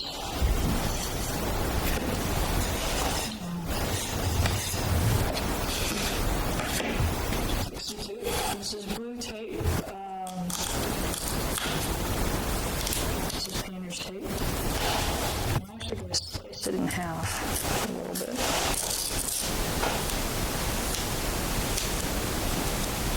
And just going to go around the base, clearing off the sawdust.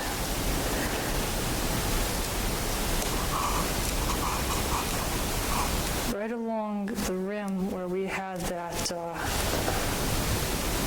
first bead, I'm just kind of overlapping it as I go.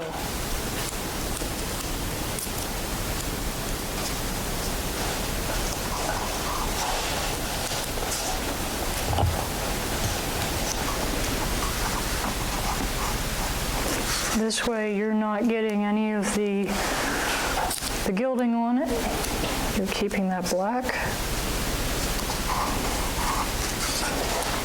or white or whatever your base coat is. I think in one of Nick Agard's pictures he actually did a bust that was like a turquoise color. He put the gold on it, which kind of looked really cool.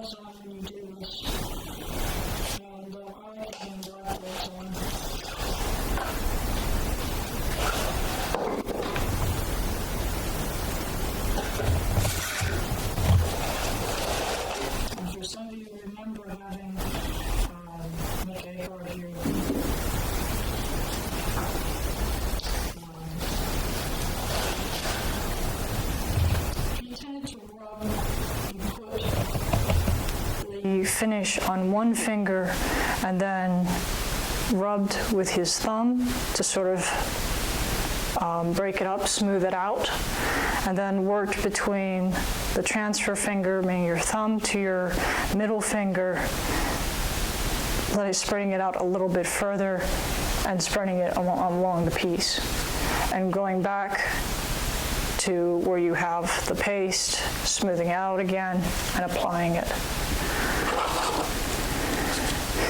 Being I'm righty, I'm going to try to work with my right hand. I'll take off my left.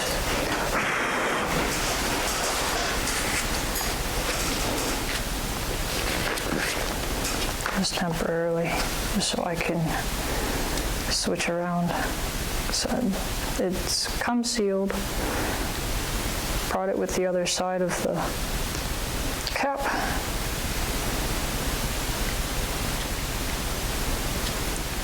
Expose some of it. Some nice gold.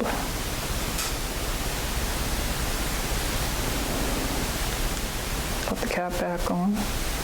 A little bit goes a long way. Just a little touch, smoothing it out with my fingers. I'm gonna start with the bottom, work my way up, because this dries fairly quick.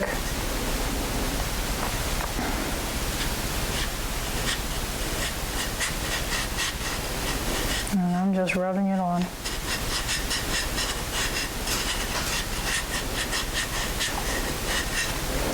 I don't know if I told you guys, if you put your base coat on, if you spray your black mats or your white mats, wait 24 hours before you start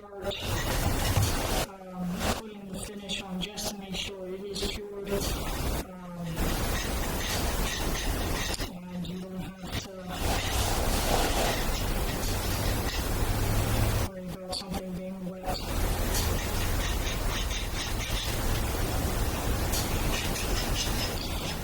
You can do multiple coats. I'm gonna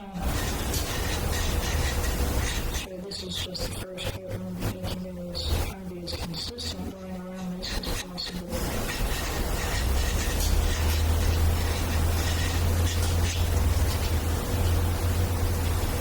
Just a little bit more.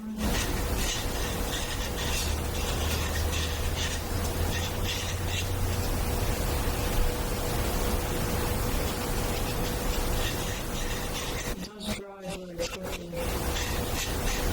but you can still transfer the finish to another finger if you're not careful. I know that worked really well, so I wanted to take off that area.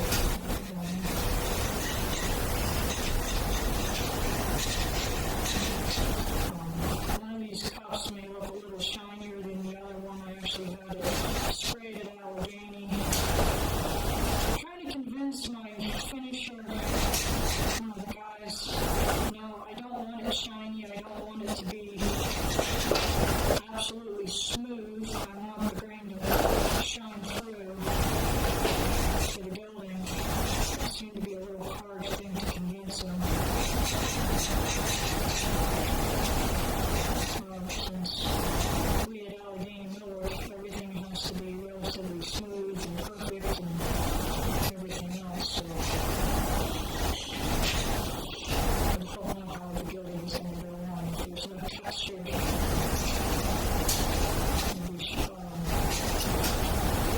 poking through.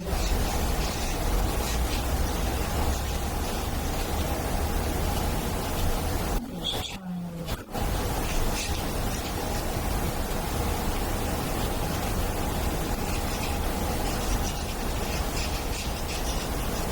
some of you guys have thicker fingers, you might want to have your wife do this.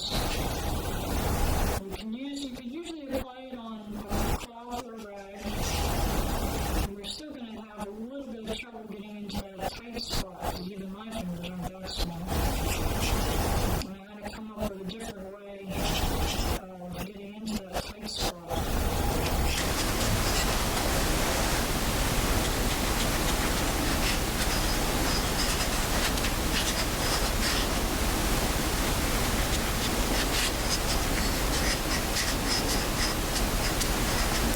A little too much there, that's okay.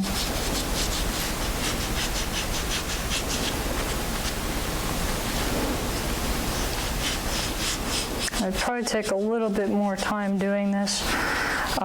When I worked on the signature cup, I think it took me about an hour, half hour to about an hour, putting on the gilding and working section after section after section. And then I took it back into work to show some of my colleagues what I had worked on, and I got a request to make one, so I have had to do the exact same process. So as you go through, you're going to find that there's areas that you may want to touch up again.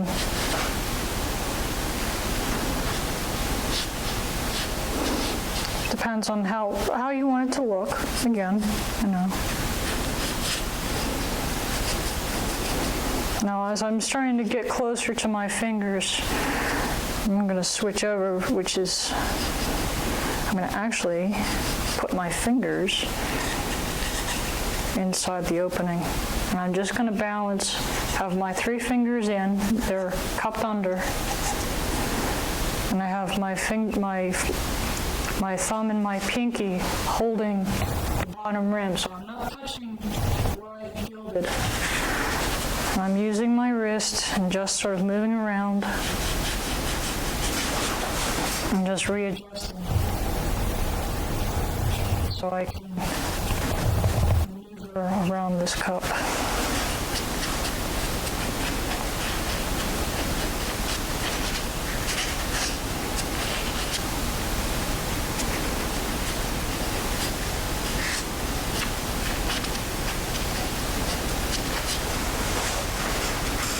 Now, if we did have a carving profile, it'd be a little different, but you're going to see I'm going to have a tough time getting into that little cove area with just my fingers.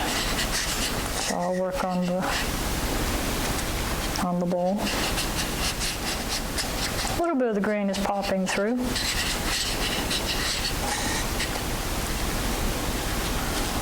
Missed a spot.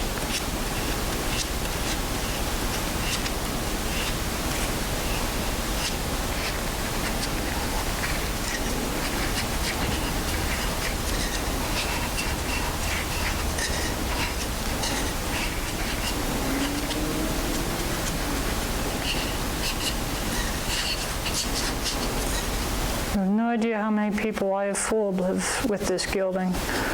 They thought it was metal until they picked it up. Oh, it's not that heavy. I'll do the inside.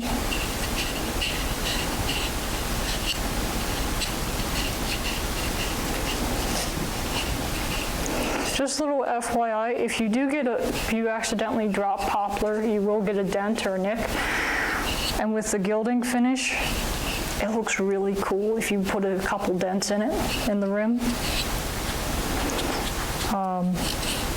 Like I have with this one, it kind of looks cool that it has a little dent in it. Just say you intended to do it and you'll be fine.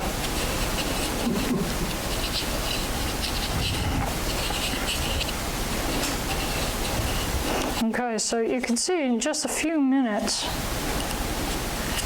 I have everything pretty much done with just that little glob of finish, except right in the middle, right around our cove, as I can't get in there with my gloves on. And if I do try, all I'm going to do is make the bowl or that shoulder even brighter than it is. Have you tried an acid brush? I actually have a little better way than using a brush. Something you guys can find at home. Oh, Q-tips. Yeah. You can use a Q-tip.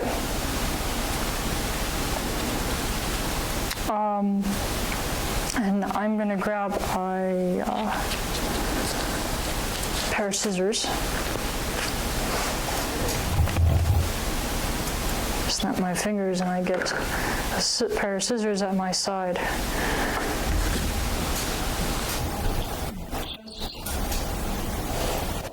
So I'm just going to take the cap. I don't have any gloves on.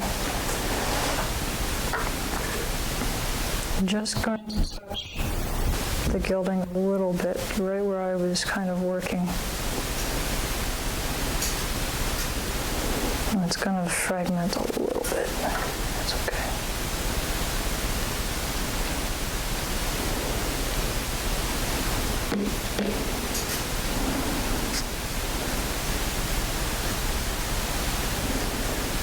just gonna twist it so I can kind of come up with a point.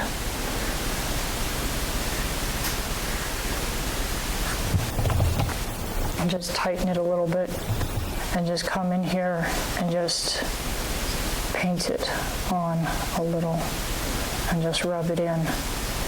I don't mind if it's a little darker than the rest of it. If some of the cotton comes off, I'm just going to have to pull it aside, and that's kind of my way of getting around that.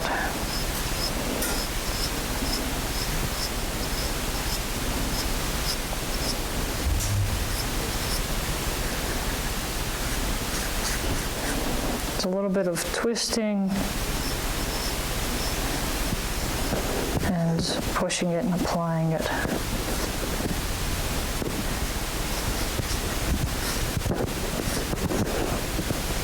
And for right now, that's as good as I can usually get that at the moment.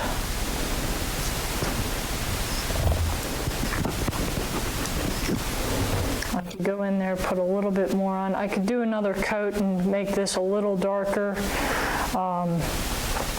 so that it matches the that cove a little bit more. I had a little too much on there.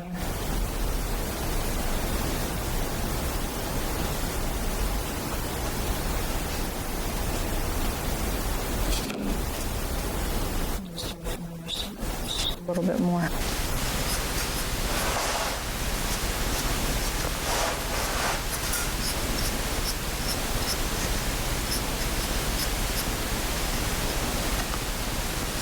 So that's the gold. I always recommend putting 2 coats on.